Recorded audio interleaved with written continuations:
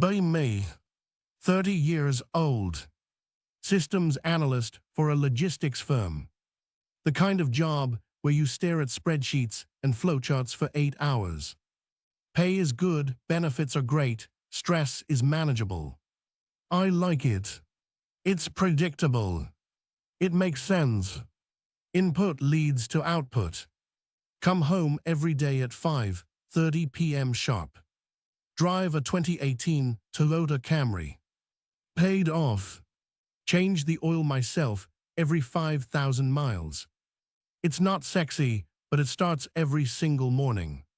Live in a detached house in the suburbs. 3 bedrooms, decent yard, garage converted into a workshop. Mortgage is 40% paid off. I'm the definition of settled. Some might say boring.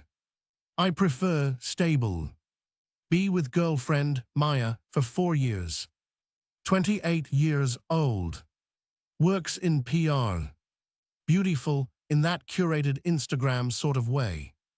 High energy, chaotic, always chasing the vibe. She loves experiences. Hates the stuff.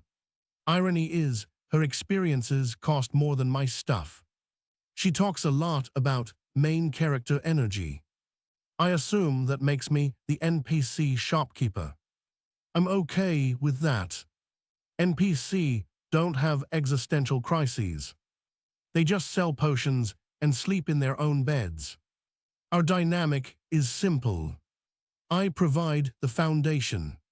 She provides the decoration. I pay the mortgage, the utilities, the groceries. She pays for her lace on a Mini Cooper and her girl trips.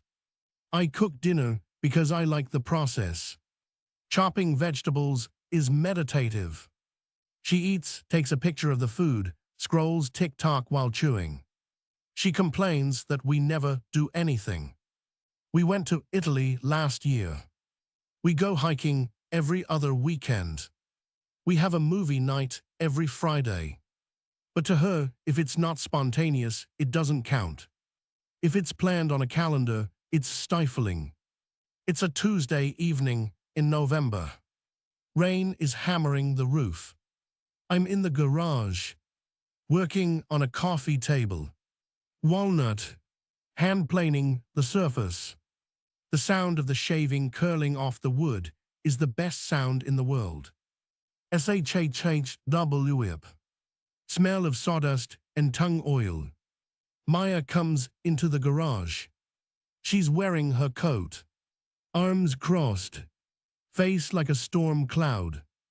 Anan, we need to talk. I put the plane down. Wipe my hands on my apron. Okay, what's up? She looks around the garage with disdain. I can't do this anymore. Do what? The woodworking, it's almost done. No, this us, the stagnation. Here we go. I lean against the workbench. Heart rate remains steady.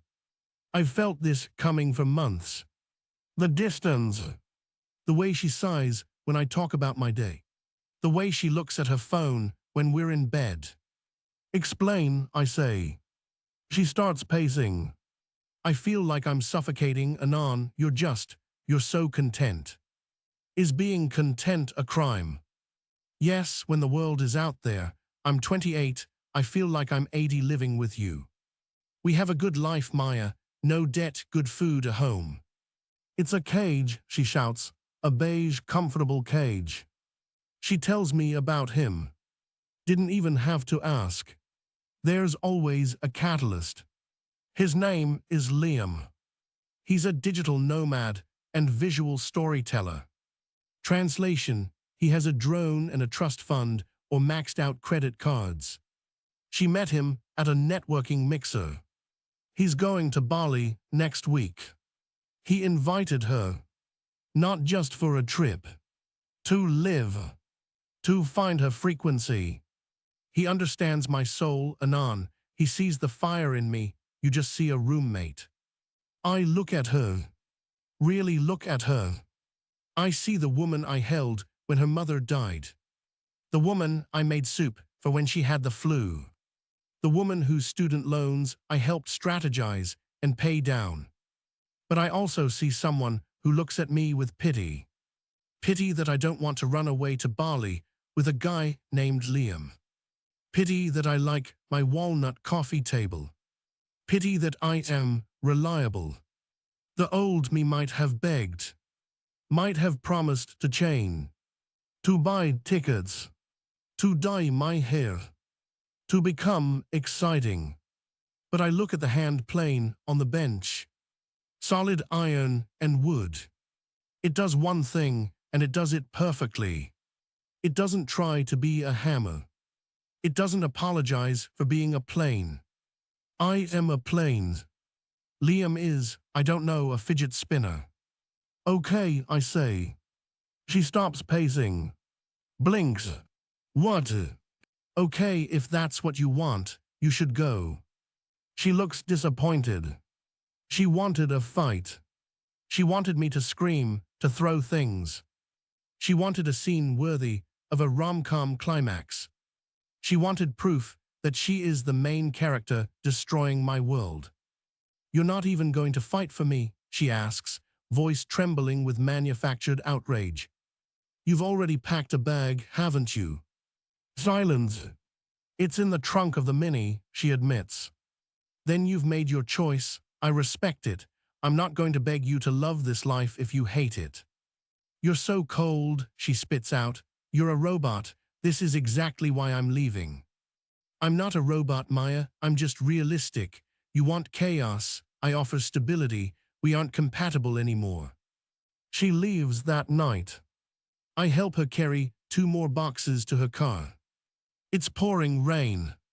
Liam pulls up in a beat-up Vanagon. He doesn't get out to help. Just watches from the driver's seat. Vapes. Maya looks at me one last time. Rain matting her hair. I hope you find someone who likes this. She gestures vaguely at the house, the garage me. I hope you find what you're looking for, I say. I mean it. I don't want her to suffer. I just want her gone if she doesn't want to be here. She gets in the van. They drive off. Tail light is out on the van. I make a mental note that Liam should fix that. He won't. I go back inside. House is quiet. Really quiet. I go back to the garage. Pick up the plane. SHHHW. I finish the table. Be me 6 months later. Life is different. Quieter. Clean. My bank account is looking incredible. Turns out experiences and vibes cost about $2,000 a month. I've upgraded the workshop. New band saw. Dust collection system. I spend my weekends building. Not just furniture. I built a deck. I built a pergola. I started a garden. Tomatoes, peppers, herbs. Structured rows. Irrigation system on a timer. Efficiency. I haven't dated. Not interested in the market. Apps are a cesspool of people pretending to be Liam or Maya. Everyone wants a partner in crime. I don't want to commit crimes. I want a partner in equity. A partner in silence. So I work. I lift weights. Not for vanity, but because a strong back is needed to lift oak slabs. I've put on 15 pounds of muscle. Beard is thicker, kept trimmed. I look like a lumberjack who knows how to use Excel. I am content. Hear from mutual friends about Maya. The Bali dream hit a snag. Liam's visual storytelling business didn't take off. Apparently, people don't pay much for photos of smoothie bowls. They got stuck in a hostel during monsoon season. She got dengue fever. Liam needed space to process her illness because it was lowering his vibration. They are back in the States. Couch surfing in the city. She's working as a barista. posting stories about the hustle and grinding. I mute her stories, not out of malice, just lack of interest. I have tomatoes to harvest. One Saturday, I'm at the local library. They have a makerspace in the basement. I volunteer there sometimes, teaching kids how to use basic tools. I'm looking for a book on Japanese joinery. Specific technique for a dovetail. Can't find it on the shelf. I go to the desk. There's a woman there. Name tag Clara. Maybe 28. Glasses. Hair in a messy bun, but secured with a pencil. She's reading a thick hardcover. Looks up. Smile is polite, professional. Can I help you? Looking for The Soul of a Tree by Nakashima. System says it's in. Her eyes light up. Not a little sparkle. A high beam flash. Nakashima, section 684, but I think it was maze shelved in architecture. Hold on. She comes out from behind the desk. She's wearing a knitted cardigan. Looks like she made it herself. We walk to the stacks. She finds it in 10 seconds. Here it's beautiful. His philosophy on the second life of the tree, it's profound. I look at her. You've read it. Twice I dabble in restoration, mostly bookbinding, but I appreciate the structure of wood. We talk. Not about travel. Not about vibes. We talk about grain direction. About the smell of old paper versus new paper. About the patience required to let glue dry. She has a calm voice. Grounding. I ask her if she wants to see the table I'm working on. She doesn't ask for my Instagram. She asks, is it a mortise and tenon joint? I think I'm in love. Fast forward 1 year. Life with Clara. It's not fireworks. It's a fireplace. Steady, warm, sustainable. She moved in 3 months ago. Her books filled the shelves I built. She has a cat named Dewey. Dewey sleeps in the workshop while I work. Clara sits in the armchair nearby, binding an old Bible or a first edition novel. We don't talk for hours sometimes. Just the sound of my tools and her turning pages. It is the most intimate thing I have ever felt. We cook together. She doesn't take pictures of the food. She says this stew is perfect and eats it. We go to bed early. We wake up early. We are boring. We are happy. The twist. Maya comes back. It was inevitable. The grass is greener syndrome usually leads to finding out the other side is just astroturf laid over a septic tank. She texts me. Hey, I'm in the neighborhood. Can we talk? I show Clara the text. Clara adjusts her glasses. The ex. Yeah. Do you need to see her? I think I need to close the loop. If she's here, she probably wants something. Okay, I'll be in the garden. Clara is secure. She knows she's the queen of this castle. She doesn't view Maya as a threat. She views her as a historical footnote. Maya arrives. She looks tired. The glow is gone. Her hair is frizzy, roots showing. She's wearing clothes that look trendy but cheap. She pulls up in a rusted Honda Civic. The Mini is long gone. She walks up the driveway. I meet her on the porch. I don't invite her inside. Boundaries. Anons, wow, you look good. She eyes my arms. The way I fill out the flannel shirt. Hello, Maya, how are you? It's been crazy, life, you know, a roller coaster. And Liam. She grimaces. We broke up in Thailand. He stole my laptop and left me for a yoga instructor. I'm sorry to hear that. I am polite. I am not emotionally invested. She looks at the house. You painted the shutters. I did. And the garden, it's huge. It yields well. She takes a step closer. Enters my personal space. The old perfume. Used to make my heart race. Now it just smells like desperation and synthetic vanilla. I've been thinking a lot, Anon, about us, about how good you were to me. I was a decent partner, yes. You were the best. I was stupid. I was chasing something that wasn't real. I realize now, stability is sexy. You are sexy. She reaches for my hand. Her hand feels cold. I want to come home, Anon. I'm ready to settle down. I've had my adventure. I'm ready to be boring with you. She thinks she's offering me a prize. The prodigal girlfriend returns, expecting the fatted calf. She thinks my life has been on pause, waiting for her to hit play again. She thinks she is the main character, and this is her redemption arc. I gently remove my hand. Maya. Yeah, her eyes are wide, hopeful. You can't come back. What? Why? I know I hurt you, but we can fix it. We had 4 years. We did, and they were fine, until they weren't. But I've changed. I appreciate you now. The screen door opens. Clara steps out. She's wearing her gardening gloves, holding a basket of fresh basil and cherry tomatoes. She looks radiant, not in a filtered way, in a real, earthy, sun-drenched way. Maya freezes. She knows Clara.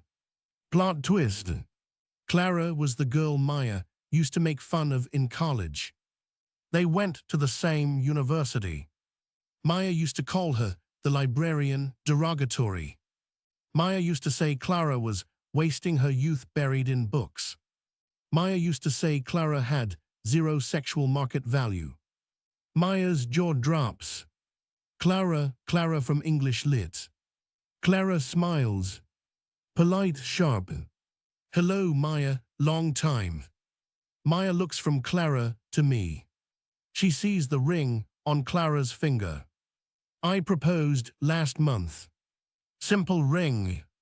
Vintage setting. Clara loved it. Maya sees the basket of vegetables. She sees the way Clara stands next to me. Not leaning asterisk on me. Standing with me. 2 pillars supporting the roof. You're with asterisk her, Maya stammers, but she's so stable, I suggest. Quiet, Clara adds. Real, I finish. Maya looks at me. Tears welling up. Real tears this time. She realizes the spot she vacated wasn't left empty. It was filled by someone who fit the mold better. Someone who didn't need to leave to know the value of staying. But anon, I came back for you. You came back because you ran out of options, Maya. You came back because the world was colder than you thought. You didn't miss me, you missed the heater. Ouch. Even I felt that one. But it had to be said. Stoicism isn't about being nice. It's about being true. You should go, Maya. She stands there for a moment, waiting for the script to change, waiting for me to say, psych. It doesn't happen. She turns around, walks back to the rusted Civic, shoulders slumped. The main character energy is gone. She's just a background extra in someone else's happy ending. I watch her drive away. I turn to Clara. You okay? Clara picks a tomato from the basket, pops it in her mouth. Never better, I made fresh sourdough. It should be cooled by now. I'll get the butter. I'll get the wines. We go inside. I close the door. Lock it. The mechanism clicks. Solid. Secure. We sit at the walnut table I built. Eat bread and tomatoes. The house is quiet. Outside, the wind blows. But inside, Everything is exactly where it needs to be. By me, 31 years old. Happily boring.